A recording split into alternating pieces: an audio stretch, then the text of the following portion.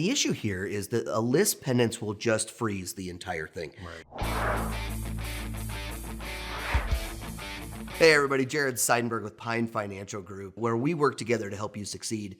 Wherever you found us, please give us a like, a comment, subscribe to our channel, drop something below and tell us what other kind of content you want to hear. We are trying to build a channel here and we want to make sure that we are serving the needs that you have. I am here today with one of my favorite humans, Thank you very Andrew much. Howie.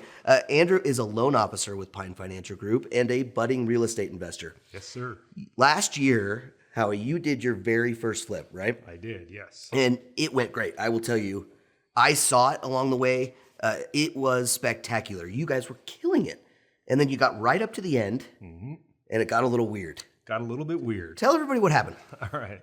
So yeah, we went through, just the normal little issues here and there, but nothing crazy. So overall it went really, really smooth. Got to the point where we had a buyer, opened up title, and on that title report was a beautiful, exciting Lis Pendens. And did you know what a lis pendens was? I knew roughly what it was, but I didn't know exactly to the extent of what I was in store for until I got in your office and we chatted about it. Oh, yeah, I remember it clearly. You walked right into my office and you put that piece of paper on my desk and you said, I need some help. And Yes. I looked at it, and this is one of the things that will really trip you up. And what I've found, and especially with this conversation that you and I have had, is that people don't understand how detrimental something like this can be. So, Howie, explain to everybody what happened. Were you able to sell the house? No, so title said that we can't move forward with the sale of this house because it's basically a cloud on title. Right. And then that's where I said, hey, what are we in store for here? How does this all work? Yeah. And it also made me realize the importance of having title insurance and good title insurance when you go to sell your home or to buy a home. You had that, right? Yes, we did have that. Gosh, Thank goodness. Thank goodness. Yeah, and the issue here is that a lis pendens will just freeze the entire thing. Right. This isn't a normal lien, right? No. This isn't someone just that needs to get paid off at closing. You couldn't get it done. You had room in the deal, right, where you could have paid if you had to. Yep.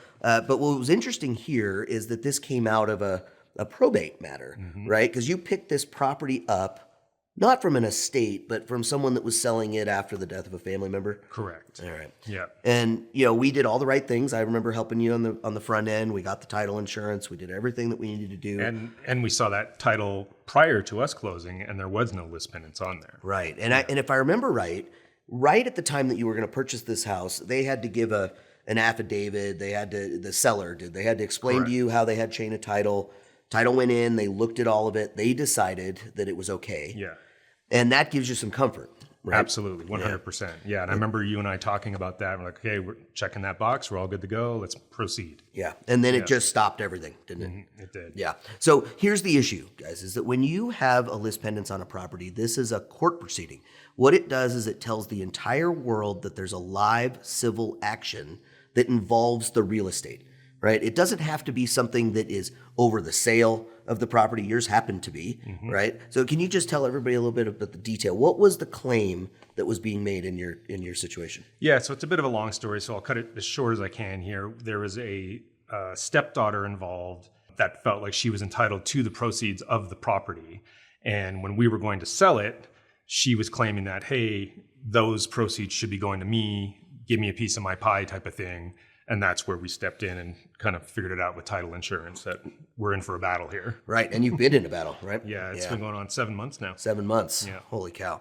And the issue here, and the reason why it's not as easy for a title company to deal with than it is a normal lien, is because they don't know what the terms and the substance of that lawsuit are, right? And so it just makes it so that you can't even say, well, if it was $5,500, I'll pay it, Right. Whatever that may be. And in your case, Yeah. they were challenging your seller's ability to even transfer that property to you, Exactly. right? Yeah. And so, I've been involved in this, right? It's been one of those things that I know has been really difficult for you guys to get to. And I'll tell you, you're handling it beautifully. And I think at the end of the day, you'll be just fine. Yeah. What you're losing is time. You've lost your buyer at this point. So you're just sitting, right? And we're just in a holding pattern right now. You own the property. You could rent it. You can occupy it. Right. Not in our loan, but in another. Correct. And you can also try to do something to use that property to your benefit, but you can't transfer title. Correct. So you're in a situation where you're just waiting for the court. The good thing in your situation is that you had title insurance. Yep. I helped you access that policy, and now you've got attorneys that are battling this for you. Correct. So that insurance is saving us, tens of thousands of dollars in lawyer fees, and hired by the title company to go after this and sort it out for us. So that's been a huge relief. Yeah. The hardest part of this is that it is paralyzing your ability to get out of that deal into another one. Correct. And so this is one of the things that we talk about with new borrowers and their ability to have multiple exit strategies. And this is part of the reason why Pine Financial Group requires underwriting liquidity requirements so that someone can carry this property, deal with whatever they need to. Last I heard, they were going to give you a decision in 6 months. So if that's true, and based on what you said earlier, you're going to be in this thing for 13 months beyond when you thought you could sell it. Right.